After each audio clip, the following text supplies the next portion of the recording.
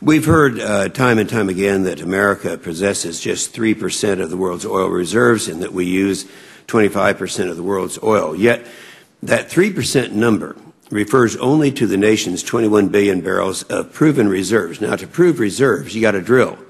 And if you can't drill, then you can't prove the reserves.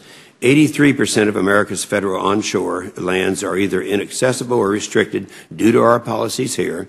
85% of the offshore continental of the United States is still off limits. Now, a more honest assessment combines our 21 billions of proven reserves, and Senator Barrasso talked about this, with the MMS, the BLM, the USGS estimates of undiscovered technically recoverable oil resources. That shows American oil resources equal to 149 billion barrels of oil, or 7 times the number cited by the Democrats and those who are conservative government estimates. And he would say, don't forget coal, and that's methane hydrates and oil shale. The Rand Corporation estimates up to 1.1 trillion recoverable barrels of oil from oil shale in the Green River Formation, Colorado, Utah, Wyoming. And to put that into perspective, 1.1 trillion barrels equals more than 2,000 years worth of imports from Saudi Arabia. So I think it's clear that we have these resources. And I would say this in the statement that you made, saying there are 2 alternatives.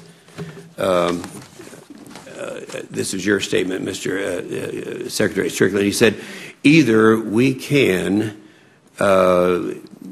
remain the world's leading importer of oil, or we can become the world's leading exporter of oil.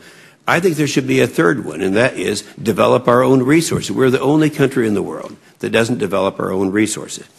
I guess the question I would have is, do you think, agree with these analyses? Do you think we ought to develop our own resources? Let's start with you, Secretary Strickland.